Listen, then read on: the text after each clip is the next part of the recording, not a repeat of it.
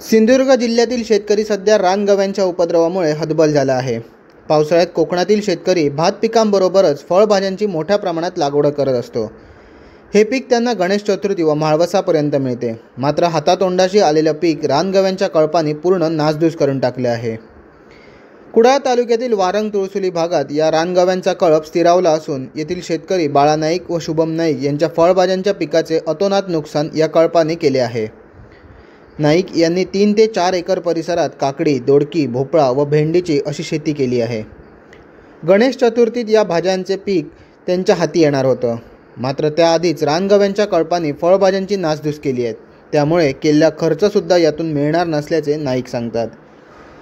या रानगव्यांचा काहीतरी बंदोबस्त करण्याची मागणी देखील शेतकरी करू लागले आहेत। Bureau news, Konkan live breaking, Kudal.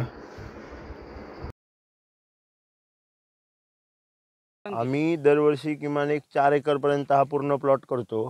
4 एकरच्या प्लॉटात किमान एक भेंडी, त्यानंतर पडवळ, दोडकी, काकडी, भोपळा अशा विविध प्रकारची आम्ही शेती करतो। पण काय होतं आहे, ह्या यंदाच्या वर्षी गवारड्यांची एवढी नासधूस वाढली आहे की आम्ही करायला जातो आणि एक 15-20 दिवसात येतात, संपूर्ण सगळ्या केलेल्या लागवडीची नासधूस करून जातात। हे आत्ता 4 दिवसापूर्वी आलेले मोठा कळप आहे।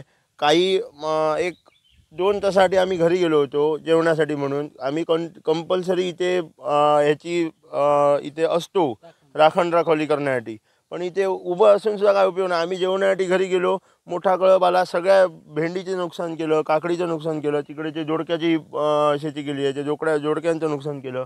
काही म्हणजे काही शिल्लक ठेवत नाही आहेत। एक किती पण काहीतरी बाबा नोकरी व्यवसाय सोडून जर समजा शेती करायला गेली तर आज शेतीमध्ये पण हे नाही आहे। वन अधिकाऱ्यांना बोललो, वन अधिकारी बोलले येतो म्हणून पंचनाम्यासाठी, पण अद्याप ते आले नाही आहेत। तरी पण आमची अशी विनंती आहे की आम्हाला थोडीफार तरी जो आम्ही खर्च केला आहे तो तरी सुटावा, याच्यासाठी आम्हाला थोडी तरी नुकसान भरपाई मिळावी, याच्यासाठी आम्ही प्रयत्न करतो आहे। ते प्रयत्न आम्हाला मिळावे आणि नुकसान भरपाई आम्हाला मिळावी।